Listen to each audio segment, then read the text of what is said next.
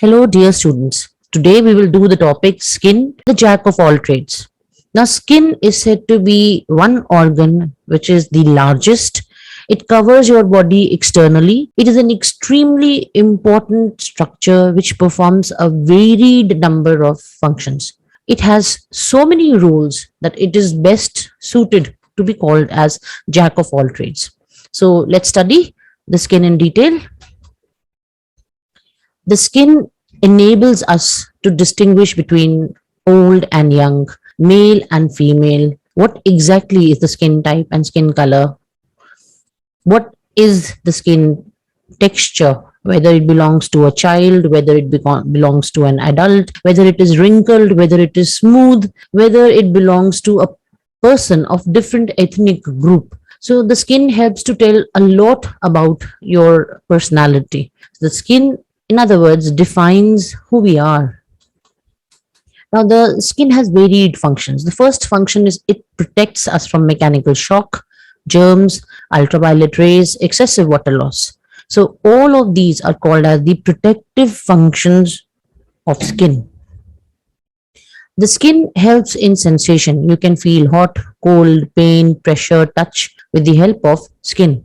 It helps in temperature regulation by sweating or by inducing shivering. So it is able to regulate your body temperature. The skin also helps in storage of food by storing a layer of fat just under the layer of skin. The skin also helps in trace quantity of excretion of urea. So this also happens to be one important function of skin. And skin helps to synthesize vitamin D. If you expose yourself to sunlight for about half an hour, you get the adequate amount of vitamin D needed for the essential functioning of the body. That's how effective the skin is in synthesis of vitamin D. And the skin provides grip. You are able to hold objects, grip them inside, clasp onto them, hold a pen, pencil for writing because of the skin. Now, if you look at the diagram in front of you, the skin protects you from various structures and also is an important sensory organ. It protects you against cold and heat. It prevents any kind of mechanical impact. When you bump against any surface, the skin will prevent any damage from reaching the inner layer. It protects against any chemical or physical damage. Some chemicals may fall on your skin, but nothing will penetrate because most substances are stopped by the upper layers of skin. The skin prevents any microorganisms, even if they have multiplied onto your skin, from entering inside. So they may remain on the surface, but ultimately they are not able to penetrate in the deeper layers of the skin. So skin is your first line of defense against any kind of germs. The skin helps in reabsorption of specific substances like oil, which is produced by the sebaceous glands. It is absorbed by the skin and keeps your skin soft and supple. The skin can prevent excessive dehydration.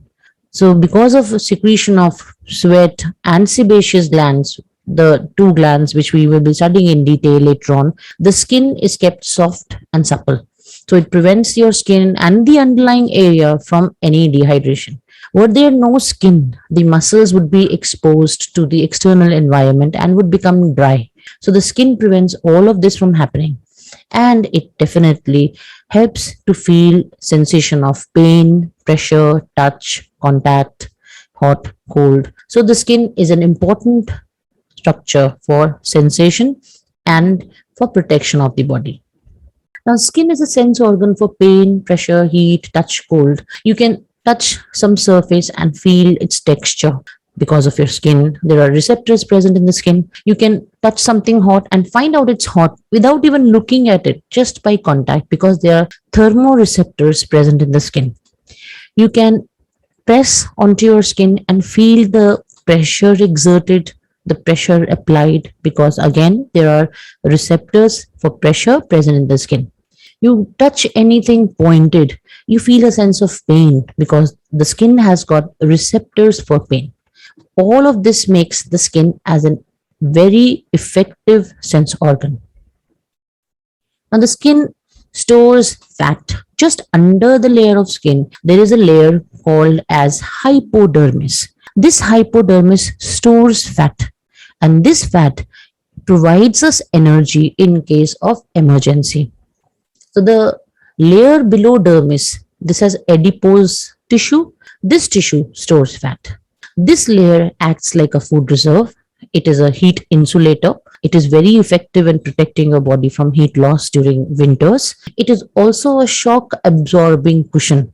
It prevents the underlying organs from any shock in case of mechanical hurt. When we fall down, the internal organs are prevented from any kind of damage because of this fat layer. Now, sweating is one important function performed by skin. So, sweating helps to regulate temperature and it also helps in a little bit of excretion. When we sweat, we release lots of water. The water has highest specific heat capacity. So, this liquid, when it evaporates, it takes the heat from the surface of the skin, thereby cooling the surface, or in other words, leads to cooling of an organism. So sweating helps to regulate body temperature. Now, you must have noticed that when we are exposed to an aquatic environment for a very long time, especially if you're swimming, then your fingers and your skin gives a wrinkled appearance.